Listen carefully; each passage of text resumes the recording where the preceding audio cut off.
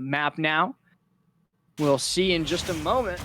Get started with Aryeh versus Panther.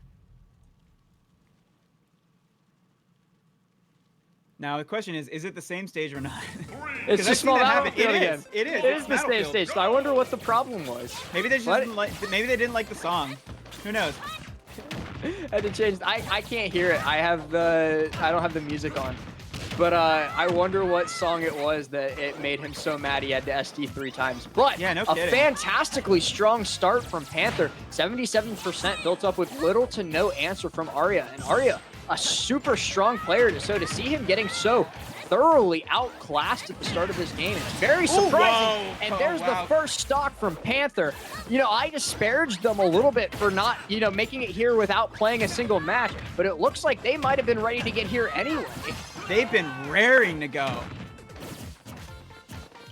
And they're playing super fast and super slippery. I love the runaway laser game here because you have to wonder if it will eventually stop paying dividends because, you know, Ness does have that side magnet and it is something in his angle there too.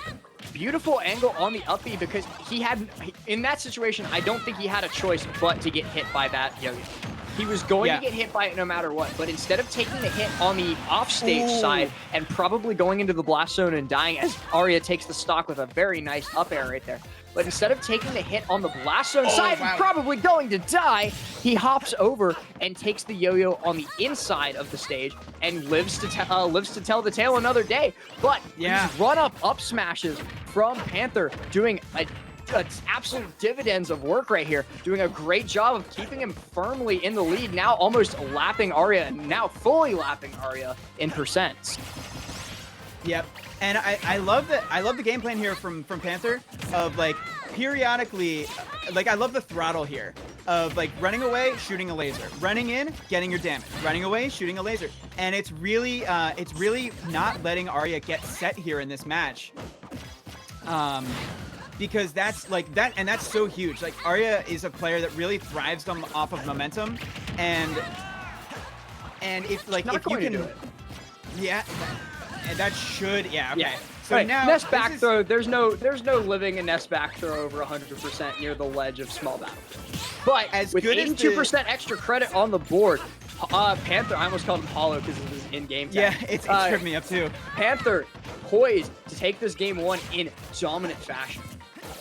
Yeah, but this is like as good as it didn't even let me finish my point. I was gonna say, like, as good as the beginning of that game looked, that last stock situation is really where the game is decided. I know it sounds cliche to say that, but that is like Aryeh is such a cerebral player that once he starts to get a read on your habits, then it's curtains. And like being able to end the game and go up a game in this best of 3 is super valuable because that is like now Panther has the head start. I just want to point out how fantastic all of those run-up smashes were because he didn't miss. I think our first kill was with a read on an F smash on a neutral getup, and then the other 2 kills were both run-up smashes to chase Aryeh's landings. And Panther doing such an amazing, incredible job of just going, "Whoa, you're dead." Yeah, and part of it is like I don't want to use the term luck here, but it was definitely. Panther Panther was not reading text. He was not reading get-ups. He was just hitting Ness before Ness hit the ground. So like that is something like he took all of the agency away from Aryeh, and like because the first one was a strong nair into up smash, no tech, like there was not even a tech in between there. So I mean, Aryeh is a player who's probably going to hit those techs every time, but you can't tech if you're not given the chance. And that's just a testament to how fast Panther is playing. I just took a peek at chat and saw that Stretch said that wolf looks weird. I mean, yeah, it probably does if you're looking for a wolf. And Panther is just back to those single laser ways. And it's really like, as much as the damage does start to add up, it's really a lot of just like mental chip damage. It's like, I got hit with another laser, and like maybe trying for some conditioning of like maybe I can force out the side magnet and then chase it down. But this is a completely different Aryeh going out super deep and getting that early KO. You know, maybe it was just the stage. You know, Final Destination is small. I almost call it Final Battlefield. Oh my god. You know, they in the original patch they had, or in the original game they had big Battlefield, regular Battlefield. Later they announced small Battlefield. Oh no! Up next we'll have Final Battlefield. But yeah, Aryeh playing a completely different game than he did game 1, looking incredibly strong right here. You know, Panther won game 1 with, you know, just a normal last stock scenario, but Aryeh looking for the 3 stock right here to answer back in kind. And now for Aryeh, the question is like, do you just go for the steamroll, or do you really just try and pick apart this Fox? Because like in a game 3, you never know what kind of adaptations your opponent might be able to make. So like, you really want to win as decisively as you can, but you also know you want to learn as much about your opponents without giving them info on yourself as well. So I think it's a good strategy. What you're mentioning. He's dead. Oh, he's so dead. That's the 3 stock right there. Wow. But I do think it is always better to just go ahead and end the game. Because what happens if you SD and then Panther makes an insane comeback? Oh, shoot, the set's over. I should have just killed him then.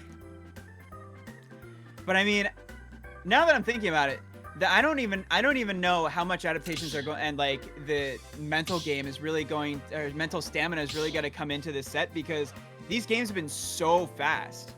I think these players are just going to keep running at each other until only one of them is left standing. It's definitely a possibility, and it's probably a certainty from how games 1 and 2 went. But Aryeh, that's got to be some mental damage right there. A 3 stock after losing game 1, and the Ike comes out Fox instead of the Wolf. Bench. Yeah, I mean, if you've got a strong secondary, strong pocket, I can see swapping to them after you've taken maybe wrong stage. Again, or maybe it's the right. Oh, that's FD variation of PS2. Oh yeah, true. I literally didn't even notice that the platforms were gone until. Well, good thing the players did. But I guess that there's a little sneak peek that that our final stage for this set will be PS2. With how fast this game, with how fast the set has been going, those 45 seconds might end up like being really valuable for Aryeh in terms of like formulating a game plan against this Ike. Because like for a Fox who played like that to switch to Ike, I have no idea what we're gonna get from this Ike. Like, is he going to try and play as aggro as he was with Fox? Because like it could work, but it's certainly not what you expect from Ike.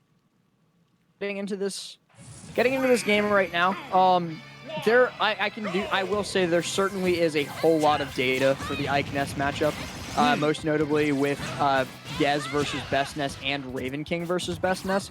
Both players have solid wins over Best Ness, showing that this matchup is not the easiest thing for Ness to do, because Ness likes to smother, and Ike likes punishing people for attempting to smother with his long disjointed hitbox. True.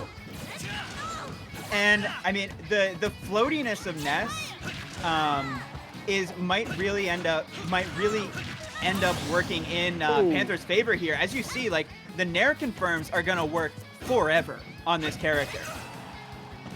Yeah, but he's got to be really careful. It wasn't too devastating. Really good read. Wasn't too devastating a punish this time, but he needs to be careful about hopping in and naring on Aryeh's shield. He also needs to be careful about chilling on ledge a little bit too long, because right there. I'm sad they stayed on ledge for so long, because that was an insanely good angle on the side B. You almost never see somebody make it back against the charged yo-yo on ledge like that, and you have to make the most of that situation. Because now look at the percent. Aryeh is really, really going to work here. but Ike just evens it up in 2 hits. Just Ike things. That's just how Ike could be sometimes. But 105% on the board right now. Aryeh needs maybe 1 or 2 more good hits to close this out. Then again, so too does Panther. Yeah, yeah.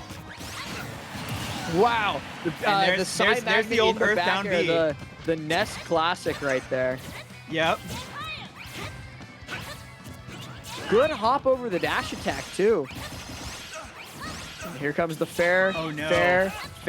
That is like the Nest bread and butter. That's the day 1 Nest right there. Yep. And that's the second high side B that Panther has gone for, and you have to figure that Aryeh is going to start catching on to that.